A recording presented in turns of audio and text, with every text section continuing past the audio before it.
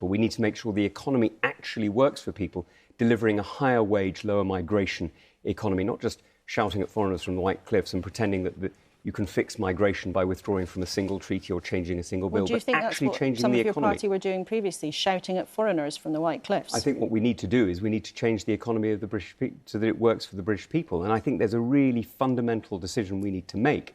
Do we want this economy to work for people? Do we want it actually to see the blood of the economy flowing again so that you get that intergenerational fairness, the link between the energy of the young and the assets of the old? Do we get that connection so that you get geography and generations connected? But I just wonder also, you say the party needs a rethink. If you've had a bit of a rethink about some of your principles too. A few years ago, this is what you said about the European Convention of Human Rights, which is a big treaty written in the aftermath of World War II. And you said it was an amazing piece of drafting crafted by lawyers in the aftermath of the Second World War. Real landmark piece of legal work many decades ago.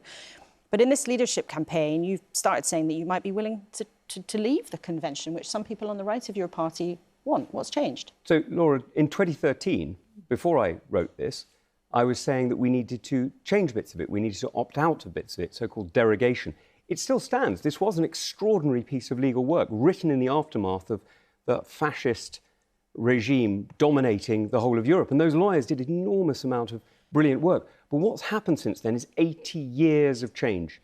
Things have evolved, things have changed. Now, those lawyers drafted in various changes that we could opt out of. That's called derogation. And I've been arguing since 2013. The first thing I did when I left the army, actually, was to argue that we need to opt out of certain laws. But now in 2024, our viewers and Conservative Party members, some of you will be watching this morning, will want to know, are you saying to them, vote for you to be Tory leader and you would campaign to leave the Convention on Human Rights?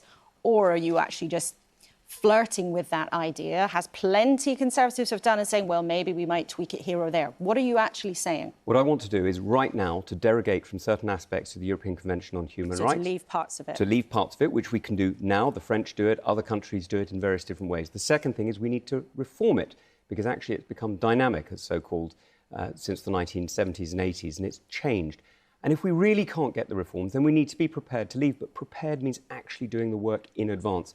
This isn't something we can just tear off the Band-Aid and pretend it has no consequences. It underpins many other treaties, and we need to be absolutely ready. And my commitment is that we will be ready. We will do the reforms, we will do the derogations, and if they really don't work, then in order to keep the British people safe, I will always do what is necessary.